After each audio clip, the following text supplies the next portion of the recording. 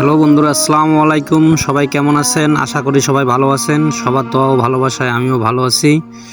আজকের বিষয় নিয়ে কথা বলবো, আজকের বিষয়টা হচ্ছে আলুর খেতে কিভাবে ঔষধ প্রয়োগ করতে হয়, কিভাবে ঔষধ মিক্সার করে আলুর গাছে দিতে হয়। আজকের বিষয়টা নিয়ে কথা বলবো।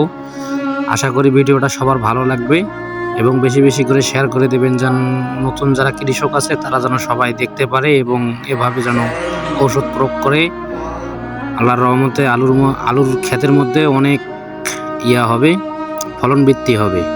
দেখেন আমি কিভাবে ঔষধগুলো নিতেছি। প্রথমে যে ঔষধগুলো, এটা সালফার দেওয়া লাগে। প্রথম 2-3 টিপ সালফার না দিলে হয়তো বা দেখা যাচ্ছে আপনার আলুর ক্ষেত বা আলুর গাছগুলো একটু সমস্যা হয়। ওই সালফারটা দিলে আলুর গাছ, ওটা একটা ভিটামিন জাতীয় জিনিস, ওই জিনিসটা পড়ার পরে আলুর গাছটা চেতে ওঠে।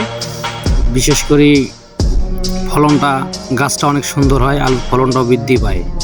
আজকে দেখাবো আপনাদেরকে এইভাবে আর কীভাবে ঔষধ দিতে হয় আলুর গাছের মধ্যে, সেগুলো দেখাবো।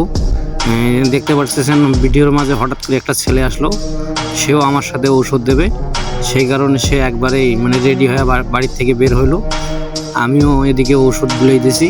আর বিশেষ করে আমার ক্যামেরাম্যান ভালো নয়, নতুন, সেই কারণে ভিডিওটা এরকম ভালোভাবে হয় না। নেক্সট টাইম আল্লাহর রহমত ভালো হবে। দোয়া ও ভালোবাসা থাকলে সামনের পথগুলো এগিয়ে যাব। দেখেন কিভাবে ঔষধগুলো আমি মিক্সার করতেছি। পোকার ঔষধ, সালফার, ভিটামিন, জিঙ্ক, এগুলো দিয়ে কিভাবে মিক্সার করা হয় পানির সঙ্গে। তারপরে আপনারা দেখতে পারবেন আজকের মূল আকর্ষণ যেটা।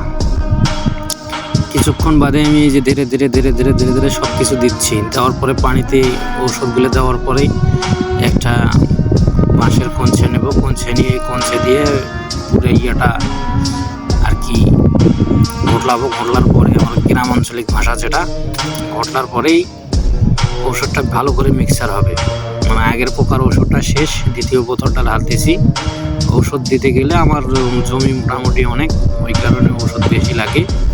তবে এটা হলো আজকের ঔষধ, কালকেও দিতে হবে। এরকম করে 3 দিন, আমাকে সপ্তাহে 3 দিন ওষুধ দিতে হয়, জমি ভাগ করে নিয়ে। তাই আপনারা দেখেন, ভালো লাগবে।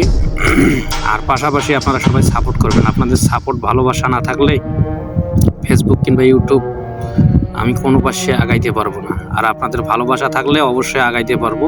আর বিশেষ করে ভিডিওটা বানার কারণটা হচ্ছে, যারা নতুন কৃষক আছে বোঝে না যে কি ঔষধ দেবো, কখন কোন সময় কি জিনিস প্রয়োগ করবো, এটা বোঝে না। যাই হোক, আমার ঔষধগুলো শেষ, এখন আমি ঔষধ স্প্রে করব আলুর জমিতে।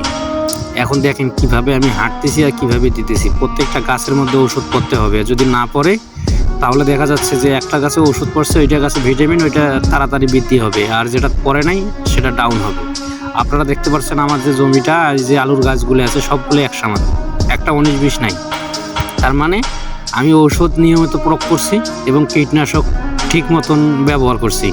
আপনি যদি কীটনাশক কম দেন তাহলে আলুর ক্ষেতের সমস্যা হবে। এটা আলুর পানি দেওয়ার পরে এই পরের টিপ ঔষধ দেওয়া, আগে এক টিপ দেওয়া হয়েছে, দ্বিতীয় টিপ এইটা।